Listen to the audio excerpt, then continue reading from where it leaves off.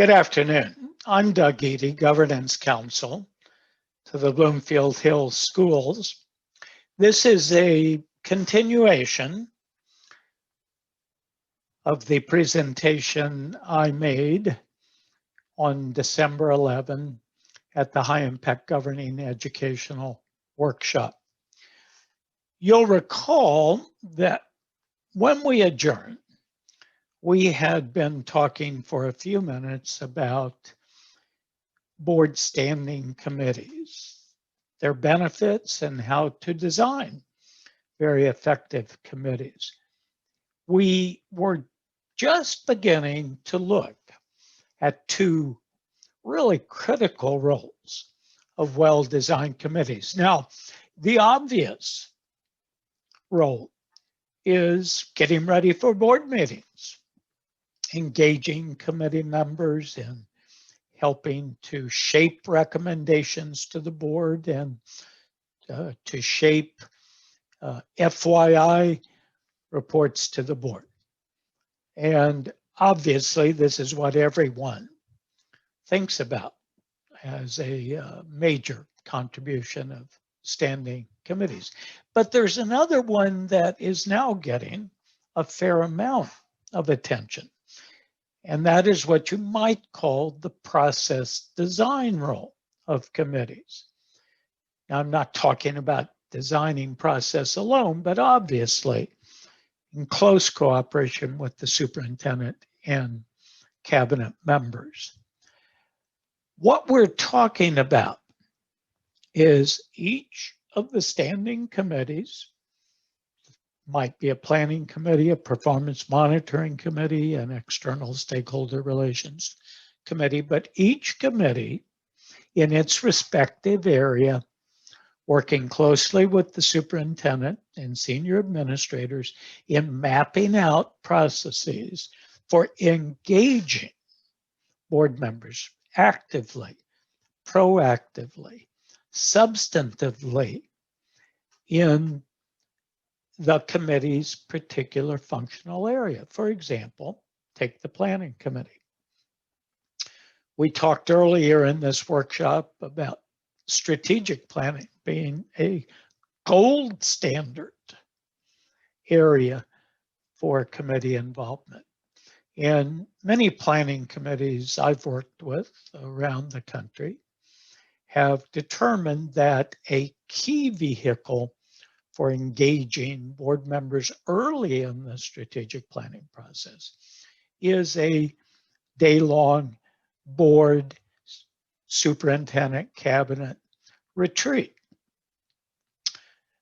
that might look at, and this is, of course is very early in the strategic planning process, might look at such planning products as an updated values statement, a vision for the district for the long-range future, the identification of challenges and opportunities facing the district that need to be dealt with in the strategic plan, and so on. In other words, thinking together with the superintendent cabinet about ways the board can exert influence early in a process and not end up just thumbing through a finished staff-produced product. Now, when a committee engages in process design, it's going to deal with two basic aims. One, of course, is to make sure that whatever process the committee is mapping out with the superintendent and cabinet does produce technically sound results. For example, if there is a strategic planning retreat and in the retreat, participants update an image statement, it is a really solid image statement or vision statement for the district or set of values, whatever. but it is technically sound. But that's not the only concern we have.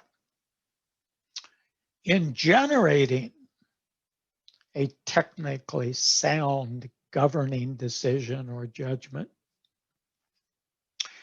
we need to make sure, and the committee needs to make sure, that board member engagement actually is meaningful and substantive and does make a difference, so that board members are really owners of their governing work. That's why a retreat is such a powerful tool. It's not the only tool.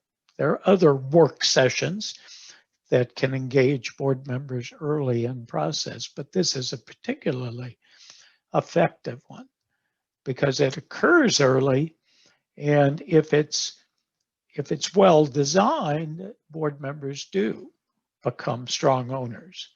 One facet of a retreat that tends to produce strong board member engagement is, of course, breakout groups. So let's say in the first round of breakouts at a strategic planning retreat, one breakout group looks at emerging issues, both challenges and opportunities based on an assessment of the changing environment, while another concurrent breakout group focuses on values, vision, perhaps even mission. And the breakout groups enable board members to get into real detail and to do creative work, not just react to documents. This is what we're talking about. So process is intended not only to produce technically valid results that the district can actually use, but also to engage board members in a way that is meaningful, is substantive, and does make them true owners of their governing work. So, as has been our custom during this educational workshop, I'd like you to give some thought to these 4 questions and others you'll think about on your own. Number 1, if you are thinking about putting an updated or new committee structure in place for your board, you need to anticipate barriers that you might encounter that are both political and technical. Political, not in the partisan sense, but in the sense of relating to people. One common barrier to implementing a new committee structure is resistance to change on the part of one or more board members and or cabinet members who are very comfortable with an existing committee structure and feel, resistant to moving to a new structure. And how would you deal with that kind of resistance, which, by the way, is very common? One way, of course, would be a very thorough orientation so that everyone understands the benefits of the new structure and how it will operate. A serious technical barrier is often just lack of nuts and bolts knowledge of how to make the new committees function well. And of course, training also is a powerful tool here. When I wear my hat as a governance advisor to boards, I very often spend a full day with the chief executive, in the case of K-12, the superintendent, and senior administrators actually mapping out implementation process. How do we support the new committees? How do we work with the committee chair, and so on and so forth? So you want to anticipate barriers. You want to think about how you might surmount these barriers. And you also need to think about your new committee chairs, your first round of committee chairs. What kind of attributes would help to ensure their success and the committee's success? For example, if you're launching a performance monitoring committee, one attribute you might want in a new committee chair is demonstrated interest in measurement, in performance monitoring, and also expertise, experience in actually developing performance targets and monitoring implementation, developing monitoring reports, and so on and so forth.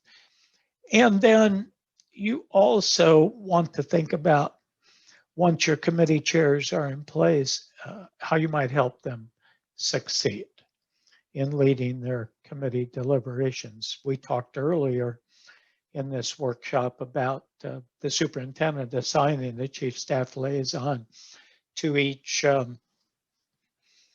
committee to work closely with the committee chair to make sure that the committee chair is engaged in developing committee agendas, and the committee chair is thoroughly briefed on all agenda items and all materials being sent to the committee before the committee meets. Well, we've now come to the fifth and final module in our high-impact governing educational workshop, and that's management of the extraordinarily important relationship between the board and its chief executive officer, the superintendent.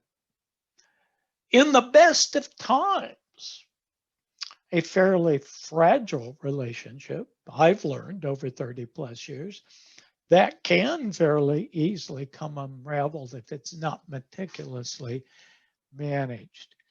So what are the keys to building and managing, maintaining a really solid board superintendent working relationship?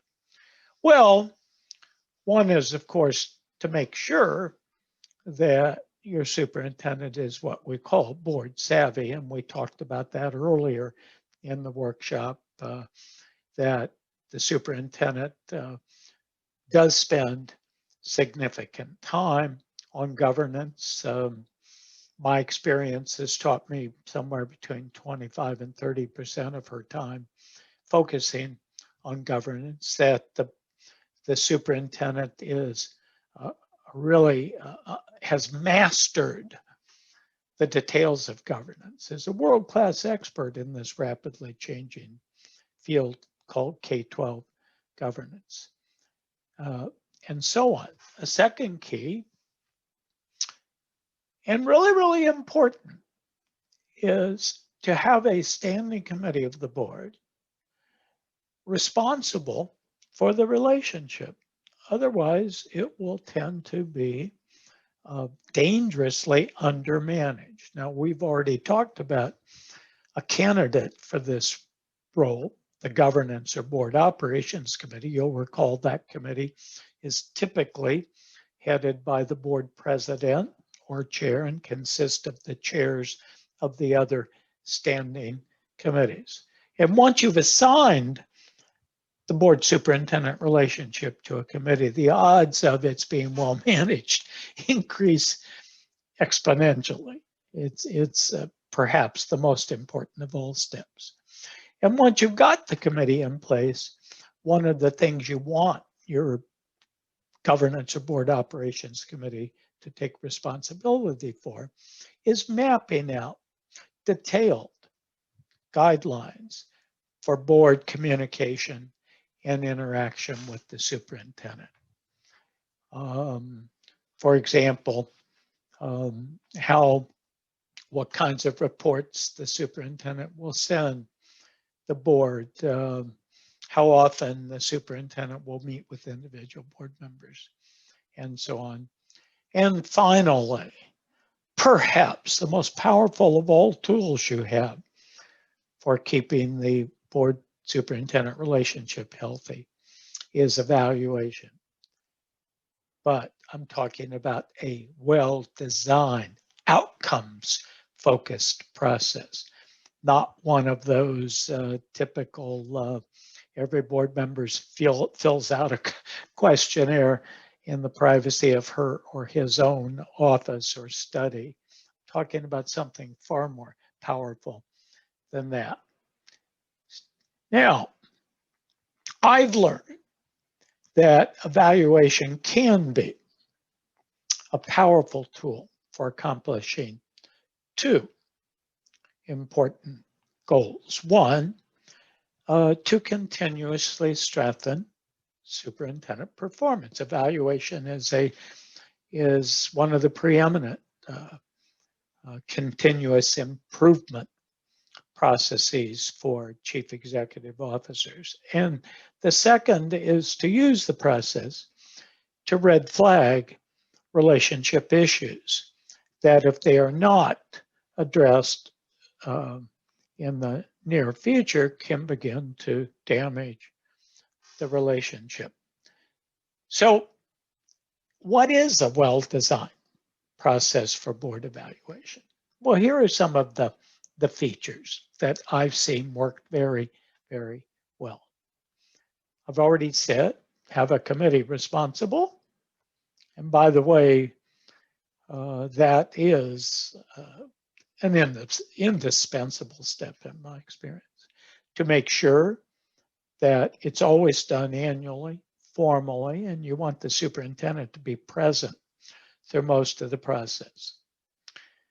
That it's not one of those functional excellence kinds of evaluations that misses the point, but it's really outcomes focused on measurable bottom line outcomes. Functional excellence misses the point. For example, to have board members evaluate, how well does our superintendent do in recruiting top talent, or how effective is our superintendent at external relations and things like this. These are, by their very nature, highly subjective, and they're sort of in the eyes of the beholder. They don't, aren't rigorous enough to be the basis for serious evaluation. And once we're focused appropriately on measurable outcomes, there are two tiers of outcomes that you'll want to consider. And there's really exciting work going on around the country in this area. Of course, there's overall district performance, particularly educational performance. And we obviously can measure based on standardized tests and other tools. We can measure student achievement fairly objectively. And so that would be an example of something we'd be tracking.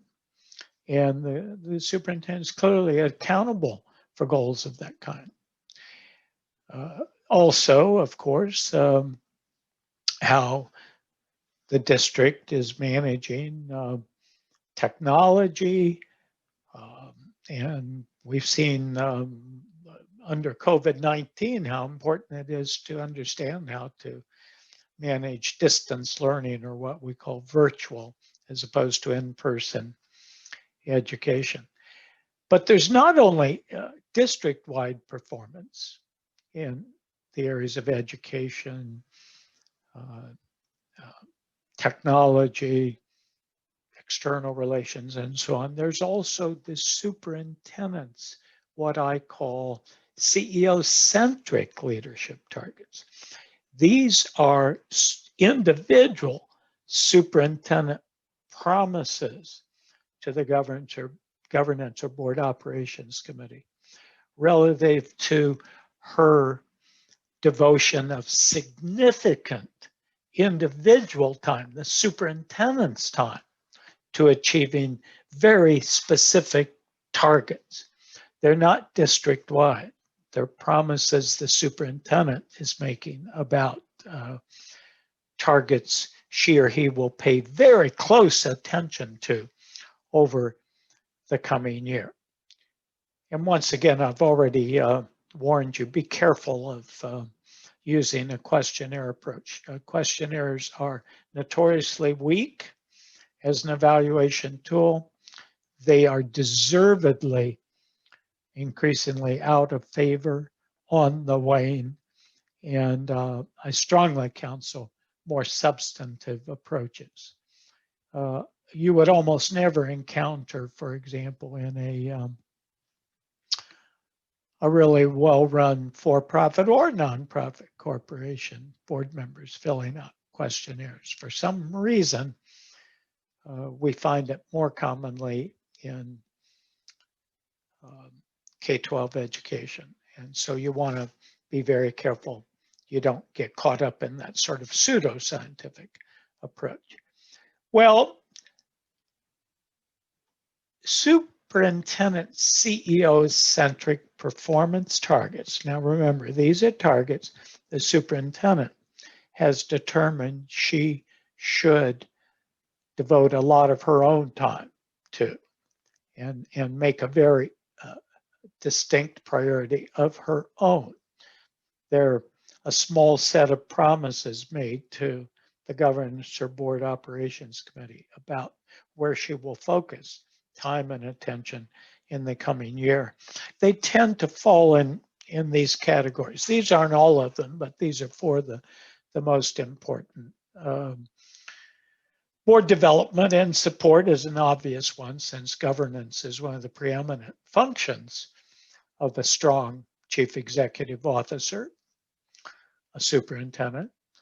And to take an example of a CEO-centric performance target of the superintendent, she might say, look, during the first quarter of this coming year, I promise you that I will make sure that the new committee structure you have approved is fully implemented. That would be a very concrete, measurable target. At the end of the first quarter of the year, those committees will be meeting. They'll be fully functional.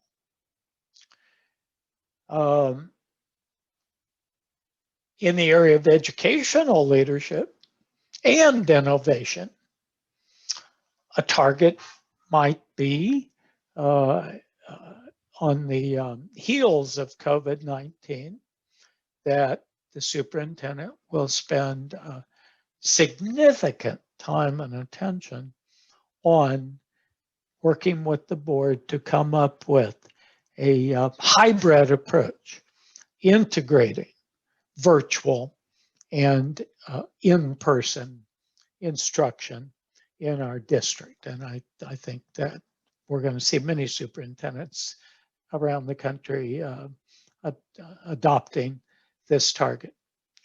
Or it might be innovation in a use of a new instructional technology that the superintendent's going to spearhead implementing, maybe pilot testing it in a particular building.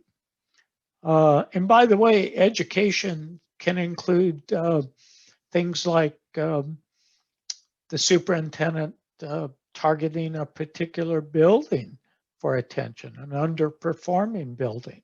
For example, a superintendent might say to the board this coming year, I intend to spend roughly half a day a week working closely with the building principal and faculty on improving teaching. It'll be a top priority of mine as your chief executive officer. The superintendent might also target significant time, focus significant time and attention on a management improvement or some aspect of district organizational development. For example, I've worked with superintendents who've said to their school board, I will bring to you during the second quarter of the coming year my plan for district administrative reorganization. And we know the traditional structure we've been using for years needs to be updated. And I will, I've been working hard on this. I'm going to work even harder this coming year, and I promise you that I will have in the hands of the governance committee a detailed plan for the reorganization. Or it could be an underperforming area administratively, like human resource development. I promise you, no later than the third quarter of this year, have in place, and I'll need some consulting assistance on this, we'll have in place a new human resource management system. That includes new software. It also includes some reorganization of the staff in this area. And it will definitely include recruitment of a new associate superintendent for human resources. And another common area for CEO-centric targets is external stakeholder relations. And the superintendent might say, this coming year, I am targeting our relationship with the business community. And I'm going to spend a lot of time on that. That's been a real problem. We didn't receive the support we needed this past year when our tax issue was on the ballot. And so we've got to start rebuilding our ties. And among other things, I'm going to become very active in the Chamber of Commerce. I think it's important I be on the board of the Chamber. But beyond that, I'm going to come to you with a plan for a high-level business advisory committee to the district and some other targets, but this will be one of my top priorities. So the point is, you want a process of very intensive dialogue between the governance or board operations committee and the superintendent that results in the identification of objective measurable targets. You want some of those targets to be CEO-centric in the sense that they involve significant superintendent time and attention. They're top priority for the superintendent. You want to use those targets as a basis for evaluation. And you want to make sure that evaluation involves hands-on, in-person process, the superintendent meeting with the governance committee, not some sort of pseudo-scientific questionnaire. Well, I want to conclude just by pointing out some of the questions you'll want to think about in this area. We don't have time to go into them in much detail now, but you can certainly give them serious thought on an ongoing basis. You'll think of other communication and interaction guidelines that will, between the board and superintendent, that will help to keep the relationship healthy. I can think, for example, I mentioned some earlier, but I can think of many superintendents are using weekly e-updates, not so much on district developments generally, but on the superintendent's work specifically. So the superintendent reports to the board, here's what I've been doing that I think you'll be interested in over the past week. One-on-one meetings every quarter between the superintendent and each board member would be another example. And we're also concerned, by the way, with guidelines for board member interaction with cabinet members, district administrators reporting to the superintendent. What is allowable communication?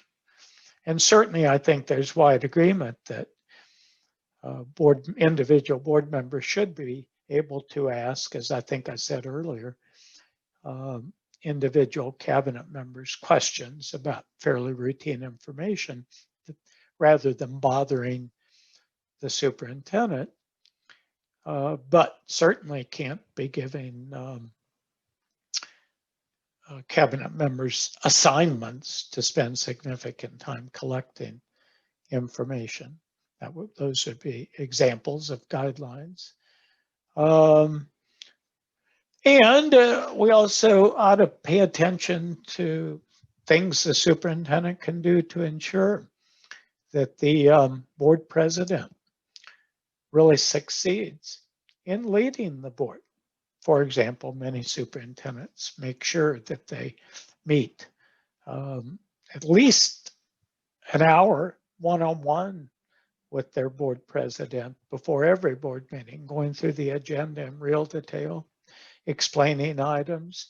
And an increasing number of superintendents are actually writing for the board president a report to the board that's delivered at the board meeting. No reason at all why this shouldn't be done. I think it makes good sense. I highly recommend every board president or chair present a report at the board meeting on what the president herself has been engaged in relative to district business. And then you'll think of, I've talked about a number of CEO-centric leadership targets that could be the basis for a sound evaluation of superintendent performance by the board. You'll think of many others. I encourage you to. And with that, I'm going to conclude. Let me thank you again for the opportunity to accompany you on your governance improvement journey. I'm looking forward to meeting with you early in the new year for at least a day in a retreat setting to get into board development in much greater detail. So thank you much and happy holidays.